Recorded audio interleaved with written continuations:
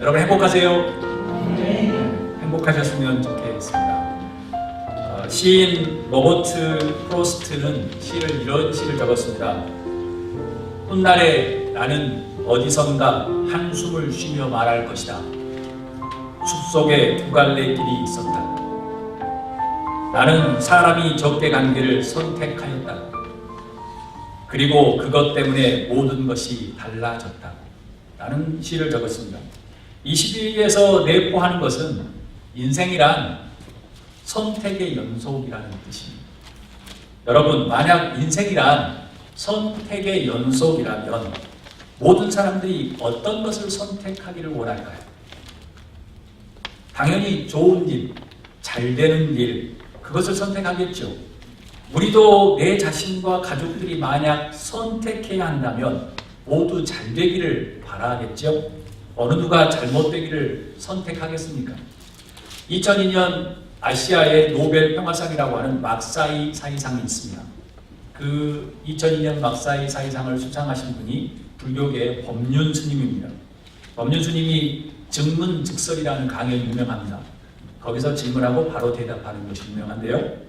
어떤 사람이 이렇게 질문합니다. 석가모니 부처님 말씀에 인생은 고해다, 인생은 고생의 바다다 라는 말이 있는데, 그런 말을 했는데요, 그렇게 생각하지 않으면 기쁨의 바다에서 살고 있는 건 아닌가요? 이 세상에 존재한다는 것 자체가 또 기쁨이기에 저는 이렇게 생각합니다. 그런데 왜 부처께서는 고통의 바다라고 하셨을까요? 라고 질문합니다. 법륜 스님이 대답을 합니다.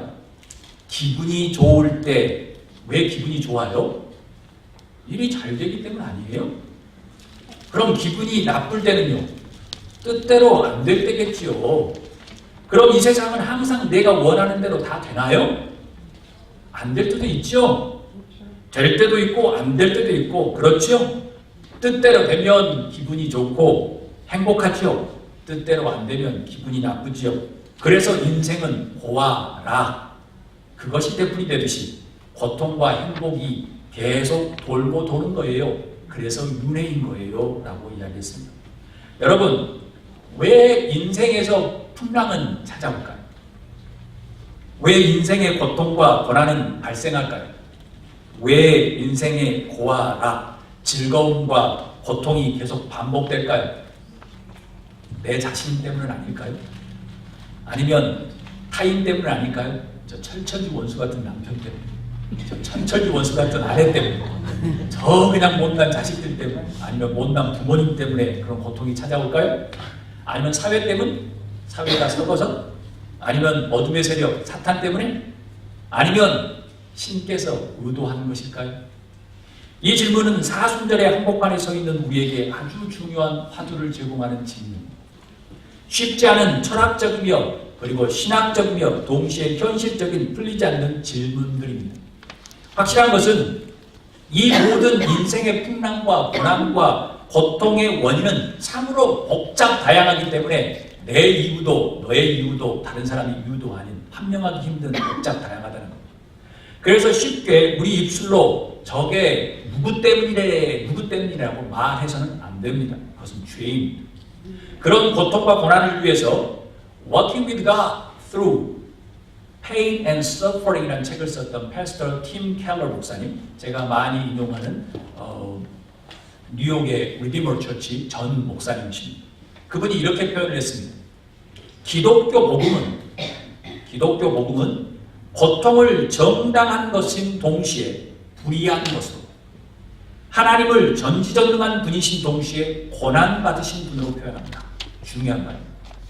기독교 복음은 고통을 정당한 것인 동시에 불의한 것으로, 그리고 하나님을 전능하신 분인 동시에 고난받으신 분으로 표현합니다. 고통을 답하다는 책에서 이렇게 이야기합니다.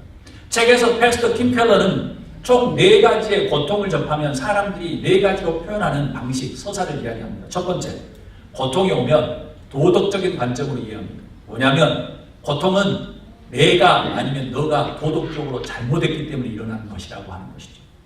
두 번째는 이겁니다. 자기 초월적인 관점입니다. 인간 각자에게 채워지지 않는 욕구를 채우려고 하는 허상에서 고통이 비롯된다는 거예요. 내 욕심이 너무 과해서 이루어지는 게 고통이라는 거예요. 욕심이 없으면 고통도 안 올 것이라는 거예요.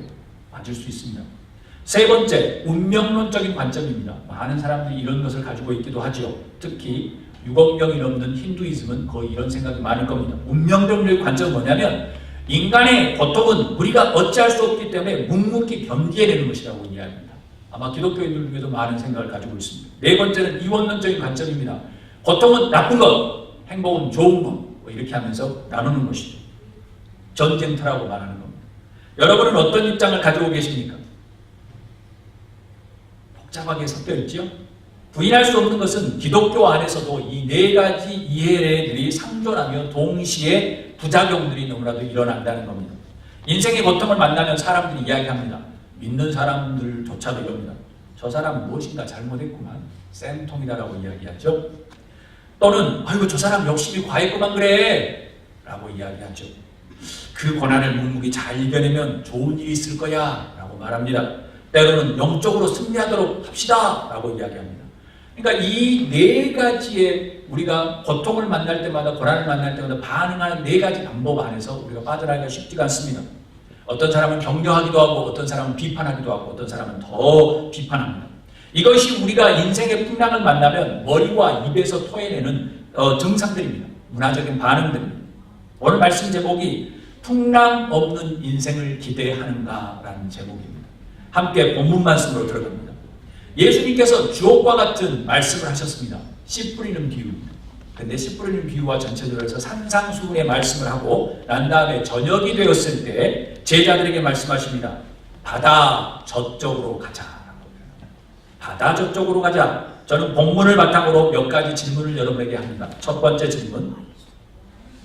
왜 하필 저녁에 예수님은 갈릴리 바다를 건너가셨을까요? 왜 하필 저녁에? 예수님께서 아무리 상식이 없다 할지라도 저녁에 배를 운행하는 것은 무리수입니다. 그럼에도 제자들이 불평했거나 거부한다는 소리가 없습니다. 여러분, 낮에 가시지요. 왜 저녁이에요 예수님? 이라고 제자들이 질문하지 않습니다. 제자들은 그 갈릴리 바다에서 산 베테랑들입니다. 그렇게 따지면서 불만을 내뱉을 수 있는 상황인데도 불구하고 제자들은 이런 반응을 하지 않고 그냥 따라갑니다. 왜 예수님은 무리들과 함께 하지 않으셨을까요? 그 많은 군중들이 산상수훈을 듣고 있는데 저녁에 왜 배를 타고 저기로 가셨을까요? 한번 따라합니다. 이유는 간단합니다. 다 함께 따라합니다. 쉼은 사역을 위한 충전이며 사역의 일부입니다. 예수님은 무리들을 불쌍히 여기셔서 말씀을 가르치셨습니다. 예수님 자신을 위해서 한적한 곳에서 쉬기를 원하셨던 겁니다. 가르치셨지만 저녁이 되어서 쉼을 원하셨던 거예요. 의아해 하실 수 있을 겁니다. 아니 무리들 저녁은 어떻게 하시고 예수님 가시나요? 그들은 저녁에 말씀을 듣고 싶지 않을까요? 무정하신 것 아니에요 당신? 라고 말할 수 있을 겁니다. 여러분, 교회에서 사역하는 사람들의 독은 무엇일까요? 너무 열심히 바쁘게 사역하는 겁니다. 교회에서 가족들까지도 뒤로 하고 교회에 열심인 사람들이 교회에 분쟁을 만듭니다. 과유불급이란 말이 있습니다. 과유불급이란 말은 무엇이냐면 지나침은 모자람보다 못하다는 말입니다. 여러분, 쉼은 사역을 위한 충전입니다. 예수님조차도 그 산상수훈에 수많은 사람을 놔두고 배를 타고 저녁에 건너셨습니다. 왜요? 쉼을 얻기 위해서. 그래서 예수님은 전등도 없는 시절, 서치도 없는 시절 배를 타고 위험을 무릅쓰고 강 건너편으로 건너갑니다. 여러분, 특별히 많은 사람들이 모인 곳에는 항상 분주하기 마련입니다. 왜냐하면 그곳에서는 항상 인기의 원리와 정치의 원리와 권모술수가 들끓는 세상적인 것들이 세력들이 왕성하기 때문에 그렇습니다. 영적으로 다수가 모인 곳에서는 진리와 복음이 왜곡되기 십상입니다. 사랑하는 여러분, 예수님처럼 적절한 쉼을 갖는 여러분이 되기를 주의 이름으로 축복합니다. 주일은 예배함으로 쉼을 얻어야 합니다. 그리고 매일매일 하나님과 교제함으로 쉼을 갖는 여러분이 되기를 주의 이름으로 축복합니다. 그리고 왜 쉼은 사역을 위한 충전이며 사역의 일부라고 이야기했을까라는 게 중요합니다. 예수님께서 저녁에 배를 타고 건너편으로 가셨는데 그 갈릴리 건너편이 어떤 곳이냐면 거라사 지역입니다. 거라사 지역에 놀러 가신 게 아닙니다. 그런 후에 하신 일이 다름 아닌 군대 귀신을 맡은 청년 그 사람을 고쳐주시는 일이 벌어집니다. 그리고 그 사람을 통해서 거라사 지방이 복음이 증거되게 하는 놀라운 일을 하셨습니다. 그것은 무엇이냐면 쉼은 사역을 위한 충전이며 또 쉼은 새로운 사역의 일부라는 것입니다. 그래서 쉴 때 잘 쉬어야 합니다. 솔직히 더 적절한 표현은 저의 언어로 바꾸면 이겁니다.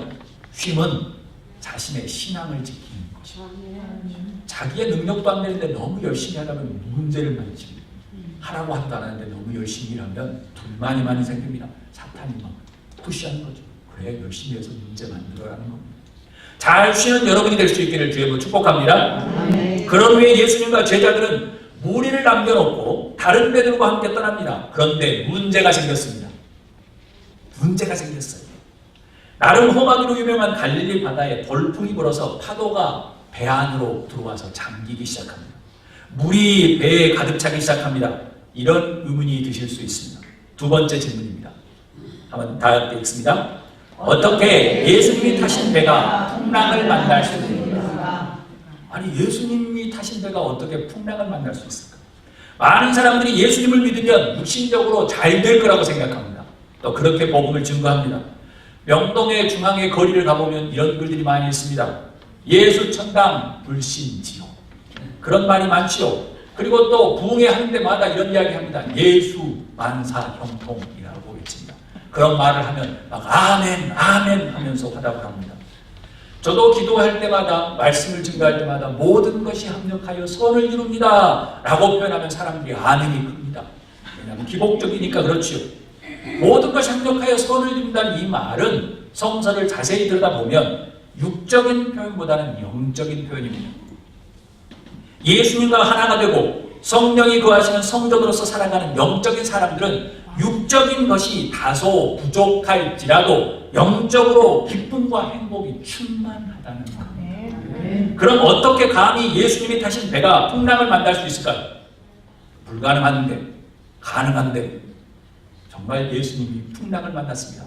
이 말씀을 통해서 주신 교훈은 무엇일까요? 다 함께 읽도록 하겠습니다.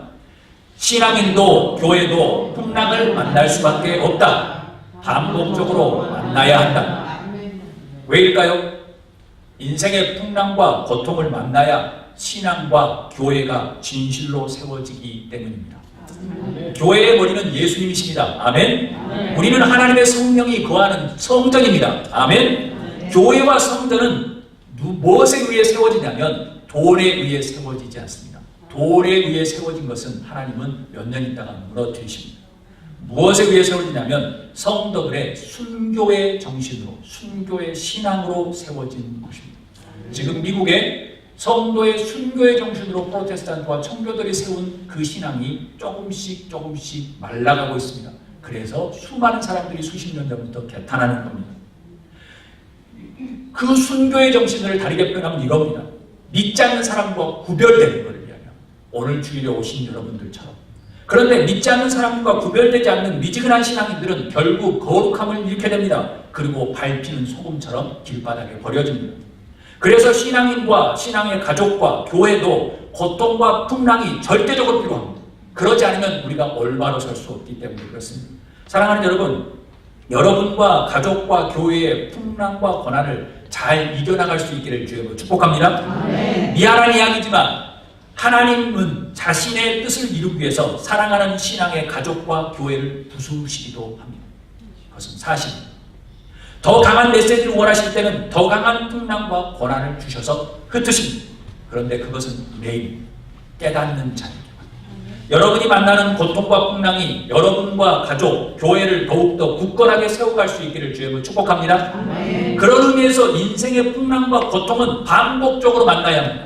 그래야만 더욱 건강해질 수 있습니다. 하나님을 잘 볼 수 있기 때문에 그렇습니다. 우리 다 함께 38절 말씀을 우리 한 목소리로 읽도록 하겠습니다. 예수께서는 고물에서 4배를 베고 죽으시고 계셨다. 제자들이 예수를 깨우며 말하였다. 선생님, 우리가 죽게 되었는데도 아무렇지도 않으십니까? 그런데 큰 풍랑을 만난 것보다 더 큰 문제는 무엇이냐면 예수님께서 배에서 죽으신다는 겁니다. 코를 드르렁 보시면서 주무셨지 않을까요? 하루 종일 힘들었으니까. 세 번째 질문 여기서 시작합니다. 다 함께 읽겠습니다. 어떻게 예수님은 풍랑치는 바다에서 죽으실 수 있었을까요? 감사합니다. 다급한 나머지 갈릴리 바다의 베트남이었음에도 제자들이 할 수 있었던 것은 한 가지밖에 없었습니다. 무엇이죠? 예수님을 깨우는 것밖에 없었습니다. 그들은 프로페셔널입니다. 평생 그곳에서 갈고 닦은 실력이 있는 경험자들입니다. 그런데 예수님을 깨우는 것밖에 없습니다. 이렇게 깨웁니다. 선생님! 우리가 죽게 되었는데도 아무렇지도 않으십니까? 라는 겁니다. 저라면 이렇게 이야기합니다. 예수님, 이 상황에 잠이 오십니까 지금? 제발 일어나세요 라는 겁니다. 아니, 사랑만이신 예수님께서 이러실 수 있나요? 제자들이 죽게 생겼는데 나 몰라라고 죽으실 수 있나요? 코까지 보세요 라는 겁니다. 이 상황에서 우리는 귀한 은혜를 받습니다. 어떤 은혜냐? 예수님과 제자들이 상황에 대처하는 모습을 보면서 신앙인은 어떤 자세를 취해야 하느냐는 것. 다 함께 한번 이 말씀을 통해서 주신 교훈은 무엇인지 읽도록 하겠습니다. 신앙은 항상 현상 너머를 살아간다. 아멘. 신앙은 보이는 현상 너머를 살아간다. 아멘. 여러분, 이곳에 같이 있다고 해서, 함께 앉아 있다고 해서, 같은 지역에서 살고 있다고 해서 모두 똑같을 수는 없습니다. 성서에서는 이렇게 말합니다. 청함을 받은 사람은 많은데 택함 받은 사람은 많이 없을 것이라고 이야기합니다. 수많은 사람들이 많이 가지만, 넓은 길이지만 좁은 길로 가는 사람은 많이 없을 것이라고 이야기합니다. 그래서 제가 새벽마다 말씀드립니다. 성서는 많이 모이라고 이야기하는 것이 없습니다. 많이 모인 곳은 제가 말씀드렸던 것처럼 권모, 술수와 어둠의 세력이 존재합니다. 그래서 복음과 예수 그리스도를 왜곡하는 현상이 벌어집니다. 같이 앉아있어도 다른 세상을 사는 겁니다. 신앙은. 똑같은 사람처럼 보여도, 똑같은 양복을 입고 똑같은 멋있는 일을 보여도 어떤 사람은 신앙이 있고 어떤 사람은 신앙이 없는 겁니다. 전혀 다른 세상을 사는 겁니다. 예수님은 이렇게 말합니다. 휴거를 받을 때 맷돌을 같이 갈고 있는데 한 명은 갈 수 있고 한 명은 남을 수도 있다는 겁니다. 쟁기를 갈고 있는데 어떤 사람은 가고 어떤 사람은 하늘로 가고 어떤 사람은 남을 수도 있다는 겁니다. 이건 제 이야기가 아니라 예수님의 이야기입니다. 그러니까 예수님은 매력적입니다. 이것이 신앙의 실제이며 능력입니다. 그래서 신앙은 현상은 너머를 걷는 거고 너머를 사는 겁니다. 신앙의 특징은 부안해동하지 않는 겁니다. 예수님 일어나요, 나 죽을 것 같아요. 부안해동하지 않는 겁니다. 그냥 주무시는 겁니다. 왜요? 쉬어야 되니까.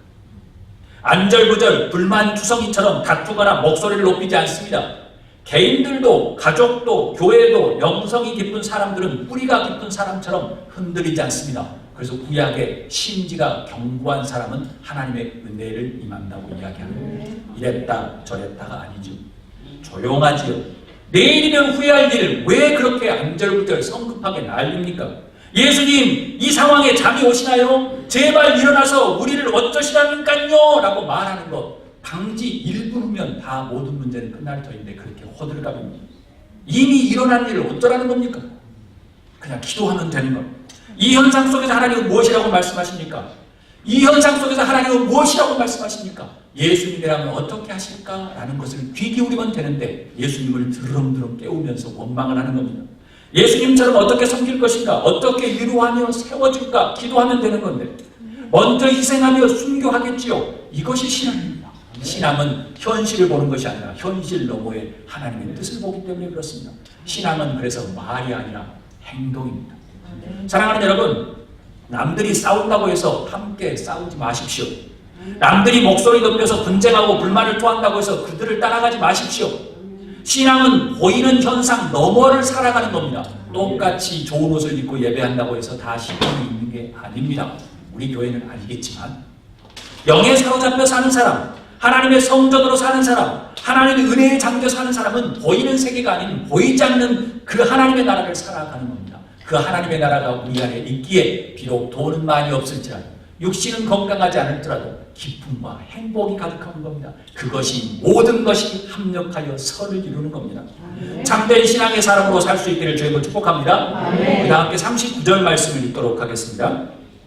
예수님께서 일어나 바람을 꾸짖으시고 바라더러 고요하고 잠잠하여라 하고 말씀하시니 바람이 그치고 아주 고요해졌다. 제자들의 걱정과 두려움이 가득 찬 불평에 예수님께서 바람을 꾸짖습니다. 제자들은 꾸짖지는 않으셨습니다. 나중에 다음 주에 꾸짖습니다. 고요해라, 잠잠해라. 신기하게도 바람이 멈추고 고요해졌습니다. 아멘. 아멘. 사용하십시오. 네 번째 질문은 이겁니다. 다 함께 읽도록 하겠습니다. 어떻게 예수님이 바다를 꾸짖으실 수 있을까요? 여러분, 이것이 가능할까요? 혹시 이런 경험을 가지고 계신 분 계십니까? 하나님께서 주신 교훈은 무엇입니까? 다 함께 읽도록 하겠습니다. 절대 고요의 평화는 인생의 풍랑 후에만 가능하다. 목사님, 저 너무 평안해요. 거짓말입니다. 고통이 지나가고 난 다음에만 절대 고요가 임합니다. 여러분, 우주와 생태계를 창조하신 분이 하나님이십니다. 당연히 꾸짖기도 하겠지요. 이는 곧 자연의 일부로서 인간의 영성이 어디까지 가야 하느냐를 가르쳐줍니다. 내 혼자만 위해서 울고불고 하는 신앙, 젖먹이 신앙을 가질 것인가? 아니면 타인과 사회와 국가와 지구 반대편의 이슈와 인권과 전쟁과 자연재해를 위해서 기도하는 넓이 있는 신앙을 가질 것인가? 이것이 문제입니다. 앞만 보고 정신없이 뛰면서 나중에 후회하는 인생을 살 것인가? 아니면 지금부터 하나님께서 이 세상을 이처럼 사랑하셨던 자연과 생태계와 타인과 타민족을 향해 기도하며 마음을 열 것인가? 그것이 문제입니다. 사랑하는 여러분, 여러분의 신앙과 영성이 더욱더 넓어지고 깊어질 수 있기를 주님으로 축복합니다. 여러분, 절대 고요의 평화는 대체적으로 언제 절정을 이루냐면 다름 아닌 고요함은 풍랑과 같은 고통이 휩쓸고 지나간 후에 생깁니다. 인생의 눈물과 고통, 예상치 않은 폭풍을 몰아쳐야만 진정한 고요함을 만날 수 있다는 것입니다. 하나님은 그 방법을 항상 사용하셨습니다. 즉, 풍랑 없는 인생은 없다는 말입니다. 풍랑은 하나님이 세상을 창조하신 생태계의 원리입니다. 그래서 교회에 나면 풍랑을 안 만날 것이다, 교회 나가면 무조건 문수 대통이다 라고 생각하고 믿으시면 큰 오산이 있습니다. 그것을 만나는 기쁨인 것이죠. 풍랑이 없이는 이 자연이 움직일 수가 없습니다. 유지할 수가 없습니다. 동물의 먹이 사슬도 풍랑처럼 몰아치는 고통의 사슬입니다. 그러나 그 고통이 그들을 건강하게 하고 균형 잡히게 합니다. 결국 인정하든 인정하지 않든 인생의 풍랑과 고통은 하나님의 뜻일 수밖에 없습니다. 아멘. 아멘 해주셔서 감사합니다. 왜입니까?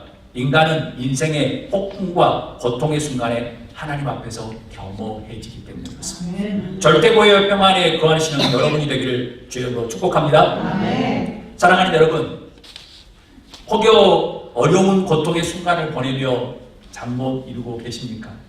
저희 교회 몸이 연약하신 분들은 잠 못 이루고 계신다고 합니다. 인생의 풍랑 속에서 예수님 도와주세요, 예수님 도와주세요 라고 울부짖고 계십니까? 포기하지 마십시오. 저도 요즘에 많이 나오는 기도가 예수님 도와주세요입니다. 좌절하지 마십시오. 우리 모두에게 인생의 고통과 풍랑은 당연히 만나야 하는 과정입니다. 대신에 눈앞에 벌어지는 현상만 보지 마시고 현상 너머의 신앙의 눈으로 바라보십시오. 하나님이 기다리고 계십니다.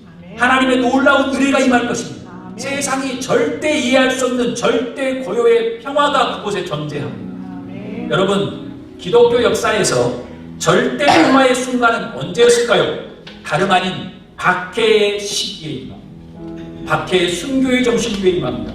박해는 곧 순교로 이어집니다. 순교는 하나님을 만나는 초자연적인 절대 고요의 평화가 임하는 순간이기 때문입니다. 그래서 기독교 진리는 죽어야 사는 것입니다. 그래서 기독교는 약함이고 강함인 겁니다. 돈이 기독교의 진리가 아닙니다. 사람의 명수가 진리가 아닙니다. 따라서 신앙은 절대 말에 있지 않고 고통을 감내하는 순교와 희생에 있습니다. 여러분 자신의 십자가를 지고 여러분 자신을 부인하고 예수님을 따르는 귀한 사순절의 중반이 될 수 있기를 주님으로 부탁합니다. 이 시간 이 말씀을 생각하면서 한번 기도했으면 좋겠습니다. 주님,